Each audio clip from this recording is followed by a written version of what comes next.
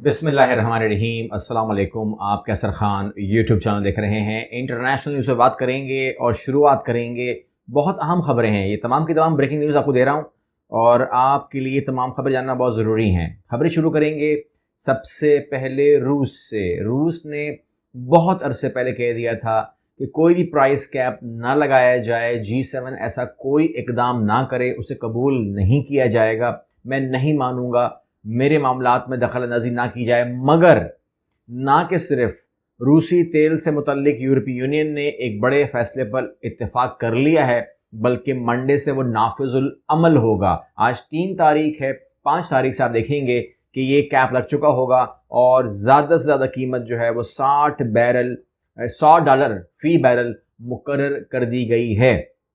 इससे क्या नुकसान होंगे? नुकसान की फहरिस्त बहुत लंबी है, लेकिन सबसे पहले फहरिस्त ये है कि रशिया का जो सबसे मेन सोर्स है, उसकी जो अर्निंग है, जो ज़रिया है उसका कमाने का, उसके ऊपर हर्फ आएगा। उसके प्रॉफिट में कमी आएगी, पैसों में कमी आएगी और जो शिप्स हैं वो अब ऑयल को लेकर तरसील नहीं कर पाएंगी। वहाँ पर यूँ शॉर्टकट में कह लीजिए अरबों डॉलर का लॉस का इंतज़ाम हो गया है और इस वक्त जो रशिया है उसको पैसों की ही ज़रूरत है।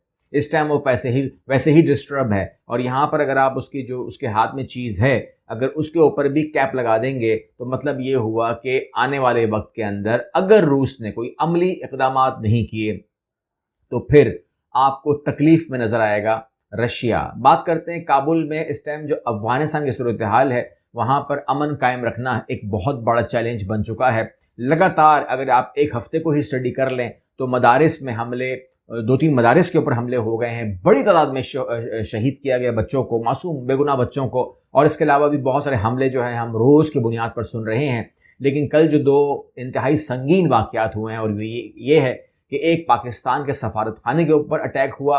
अल्हम्दुलिल्लाह कि उसमें जानी नुकसान नहीं हुआ, लेकिन हमला करने वालों ने कोई कसर नहीं छोड़ी थी। मगर सिक्योरिटी गार्ड ने जो है वो अपने ऊपर उस हमले को लिया और शदीद ज़ख्मी है इस टाइम। अल्लाह उसको ज़िंदगी दे। दूसरा बड़ा हमला जो है वो खुदकुश था और वो साबिक वज़ीर आज़म गुलबदीन हिकमतयार के ऊपर हुआ, जहां पर उसका मुहाफ़िज़ जो है वो हलाक हो गया। ये उसके ऑफिस पे अटैक था। ये अटैक्स क्यों हो रहे हैं, कौन कर रहा है, ये तमाम लोग जानते हैं, लेकिन इस टाइम अफगानिस्तान को इनसे निपटना बहुत ज़रूरी है।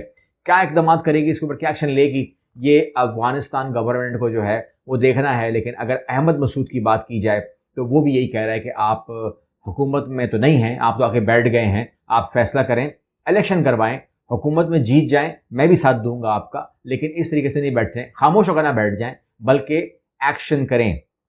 वरना जो आप देख रहे हैं सूरत हाल फिर ये रहेगी।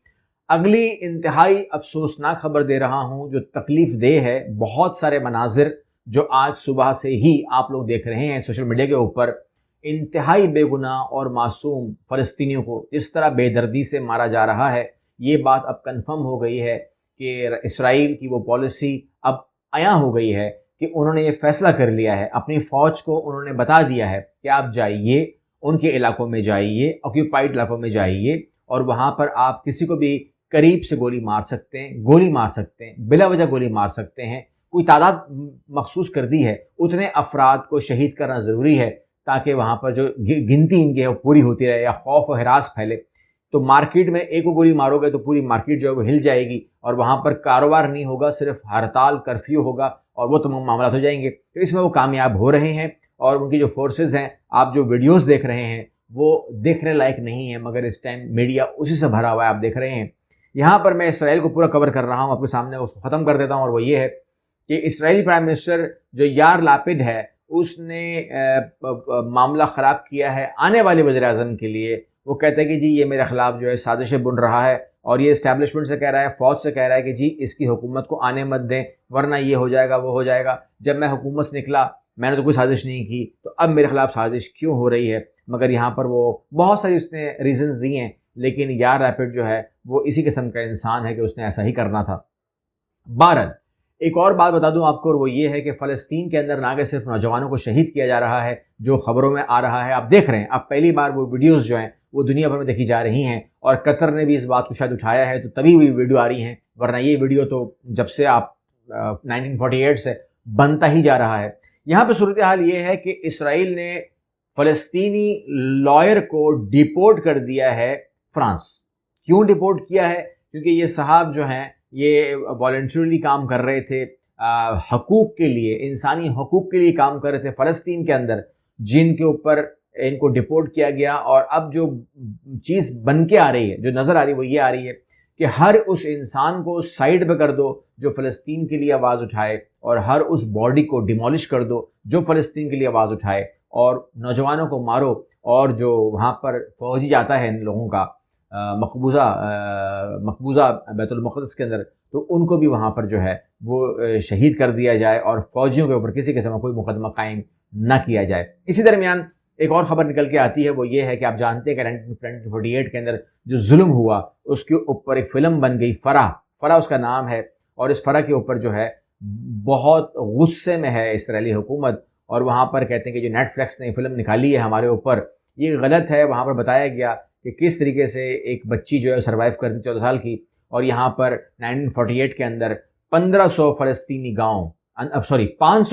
گاؤں کو اور شہروں کو تباہ کیا گیا، اور 7 لاکھ سے زائد فلسطینیوں کو بے دخل کیا گیا ملک سے، اور کس طریقے سے اسرائیل نے فلسطینیوں کی زمین ہتھیائی اور وہاں پر جو ہے وہ قبضہ کیا۔ نیٹ فلکس کے اوپر یہ فلم کہتے ہیں کہ اویلیبل ہے، آپ دیکھ سکتے ہیں، ضرور دیکھیں اس عمل کو، جو 500 شہروں کو اور دیہاتوں کو قبضہ کیا گیا، اور اچانک اعلان کر دیا کہ جب ہم اسرائیل بنا رہے ہیں، اور پھر اس کے اوپر ایک 6 ملکی جنگ بھی مسلط ہوئی، لیکن اس کو حیرت انگیز طور پر اسرائیل جیت گیا، اور جو عرب ہے وہ تیار نہیں تھی، یا اس نے بہت لائٹ لیا تھا، یا اسرائیل کے پاس جو ہے وہ برطانیہ کی اور امریکہ کی بہت اچھی سپورٹ تھی، اس وجہ سے وہ جیت گیا۔ لیکن اس معاملے کو نکبہ کہتے ہیں وہاں پر، جس کو ہر 15 مئی کو وہاں پر منایا بھی جاتا ہے۔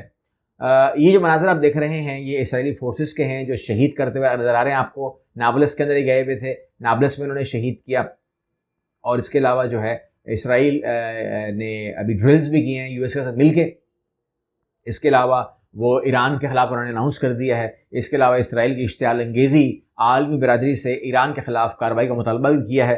یعنی کہ جو ڈرلز ہیں وہ یہ بتا رہی ہیں کہ امریکہ اور ایران جو ہے اس بات پر اتفاق کر گئے ہیں کہ ایران کے اوپر فائنلی حملہ کر دیتے ہیں، اور اس حملے کی نوعیت یہ ہوگی کہ ان کی انٹرسٹ یہ نہیں کہ وہ ایران کو تباہ کریں گے، وہ یہ نہیں کہہ رہے، وہ کہتے ہیں کہ جو ان کے انسٹالیشنز ہیں، ایٹمی انسٹالیشنز جو ہیں، ان کو اس سے پہلے کہ وہ یورینیم جو افزودہ کر رہے ہیں اور 90% تک پہنچ جائے، اور اس سے پہلے کہ وہ اس قابل ہو جائیں کہ وہ باقاعدہ ایٹمی نیوکلیئر پاور بننے کی طرف موو کریں، تو اس سے پہلے ہم اس جگہ کو کیوں نہ تباہ کر دیں جو ان کی زیر زمین آپ کہہ سکتے ہیں شہر آباد ہیں، تمام چیزیں آباد ہیں، جس کو وہ کر رہے ہیں، جس کو ابھی تو ہم جو مانتے ہیں وہ یہ کہ ڈیٹیکٹ نہیں ہوتا ریڈار کے اندر، تمام چیزوں کے اندر۔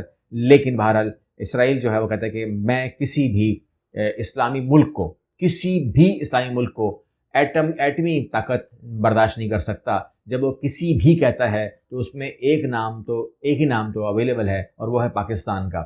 تو کیا خیال ہے آپ کا؟ مطلب آپ کیا کہنا چاہ رہے ہیں؟ اگر آپ ایسا کچھ کہہ رہے ہیں تو پھر یاد رکھیے گا کہ پاکستان جو ہے وہ، مطلب اس کے اوپر میں کیا کمنٹ کروں گا کہ اسرائیل جو ہے وہ شاید وقت سے پہلے ہی اپنے، یعنی کہ ہمیں کوئی پرابلم نہیں ہوگی، پاکستان ذرا سا بھی دیر نہیں لگائے گا، کیونکہ پاکستان کی کچھ چیزوں کے اوپر جو ہے وہ زیرو ٹالرنس ہے، اور وہ ہے ہمارے ایٹمی اثاثے۔ اس کے اوپر پاکستان کا ایک فرد جو ہے وہ اتفاق کرتا ہے، ہماری اسٹیبلشمنٹ، ہماری ہر سیاسی پارٹی، ہر جماعت، ہر آدمی، ہر انسان جو ہے وہ اس کے اوپر ہے۔ تو اگر یہ 1 کروڑ کی آبادی کا ملک اگر ایسا سوچ رہا ہے، جو 1 کروڑ کی آبادی بھی نہیں ہے، وہ تو ملک ہی نہیں ہے، تو جو ملک ہی نہیں ہے اور اس کو اپنے پوزیشن کا پتہ ہے، اگر وہ کچھ ایسا سوچتا ہے تو پھر اس کو یہ سوچ جو ہے وہاں پر جا کر اس کو بتانا پڑے گا کہ آپ نے ایسا سوچا کیوں۔ اور ہو سکتا ہے کہ اگر وہ ایسا سوچتا بھی ہے تو اس کی سوچ کے اوپر اس کے اپنے ایٹمی اثاثے جو ہیں وہ وہیں پر تباہ کر دیے جائیں جہاں انہوں نے بنا کے رکھے ہوئے ہیں، اور ہمارے لیے یہ بہت آسان ہے۔ بعد میں جو ہوگا دیکھا جائے گا۔ اگلی ویڈیو ملتے ہیں انشاءاللہ۔ اللہ حافظ۔